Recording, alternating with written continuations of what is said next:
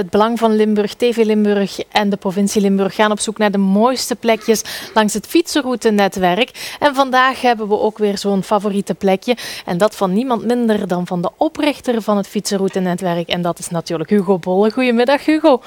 Was niet gemakkelijk zeker om dan één plekje uit te kiezen als oprichter? Nee, maar ik ben dicht bij huis gebleven. Ik woon nu in As en dus mijn favoriete plekje situeert zich in As. Ja, en wat is het geworden? Voor mij is dat het Geneverbessenbos in As. Dat is uniek voor Limburg, uniek voor Vlaanderen, zelfs uniek voor België. Dat vind je nergens anders, namelijk een echt bos nog van Geneverbessenstruiken. Ja. En als je dus op de parking start, dan is een bewegwijzende wandeling van ongeveer 2 kilometer. En je hebt eerst dan het bosgedeelte van de echte Geneverbessenbossen. Dus je moet al naar de Lunenburger Heide in Duitsland gaan. Om iets, dat is nog wel veel groter, om zoiets te vinden. En als je verder doorgaat, wordt het landschap half open. Heb je de Geneverbessenstruiken met de heidevelden. En verder door nog echte heide, mooie heidevlakte. Met dan op een bepaald ogenblik rechts een meertje. Dat ligt dan in de diepte en dat is een heel oude grinkuil, maar die is nu al volledig natuur geworden. Ga je nog verder door, dan kom je in een bosgebied, een campersbosgebied. En dan nog verder door hebben we een grasvlakte met heel bijzondere struiken. Namelijk de gaspeldoorn, dat zijn struiken die in de winter bloeien. Dat is ook heel apart. Ja, en dan kom je terug aan die parking, dan heb je een heel mooie afwisselende wandeling van 2 kilometer. Ja, met de fiets kan je daar dan geraken om dan nog een wandelingetje te doen?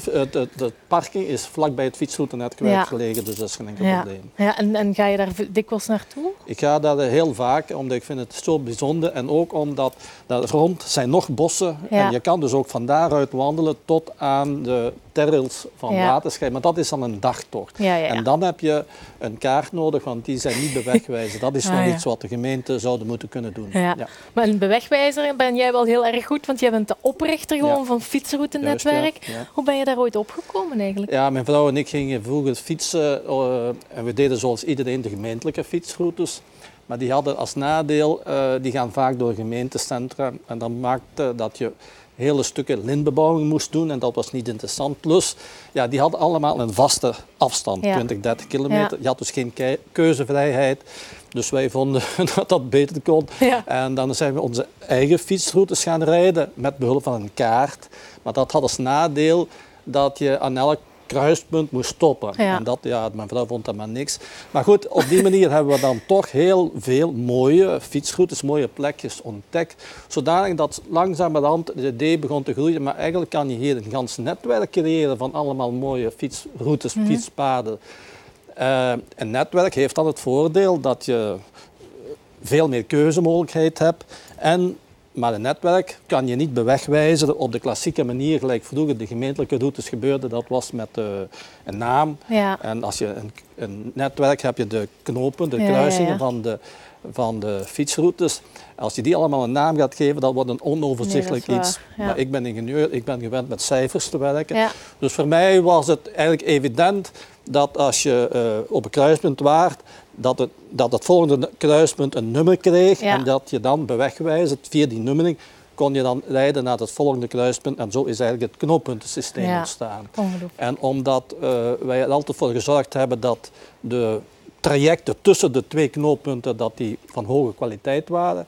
En dan met het fietsvriendelijk bewegwijzeringssysteem maakte dus dat het eigenlijk een groot succes geworden is. Ja, en niet alleen bij ons, het is wereldwijd nu bekend, hè? Ja, want ik was vorige week in Amsterdam en daar was iemand die van Slovenië en die is daar met een groep mensen begonnen om daar ook, en hij heeft me de foto's laten zien, om daar is nu ook het fietsroutennetwerk, zijn ze daar ook mee bezig met dat uit te bouwen. Is toch chic als je dan kan zeggen dat je dat hebt uitgevonden? Maar misschien ga ik dat ook nog eens fietsen. Ja, dat moet je zeker eens proberen, maar het moet ook constant vernieuwd worden en nu ook weer opnieuw gaan we op zoek naar de mooiste plekjes om die in kaart te brengen. Vind je dat belangrijk dat ze daar toch nog mee bezig zijn? Want natuurlijk, het bestaat wel, maar...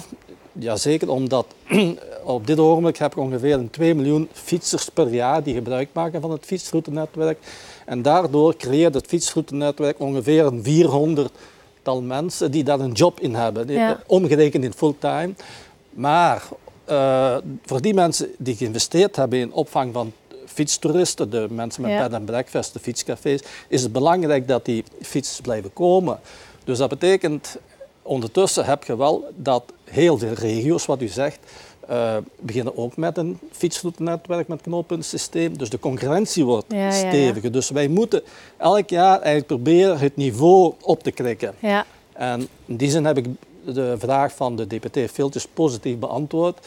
En zijn we nu bezig met een inventaris te maken van de minder goede delen. Ja. En dan proberen we voor elk minder goed deel een alternatief te zoeken dat de fietser beter het fietsparadijsgevoel heeft. Okay. En goed, daar zijn we mee bezig. Dus. Je bent er nog altijd nauw mee betrokken. Alleszins fijn dat je de moeite hebt gedaan om ook een plekje in te sturen. Op de website van toerismelimburg.be/favoriete plekje vind je alle informatie en kan je ook je stem uitbrengen.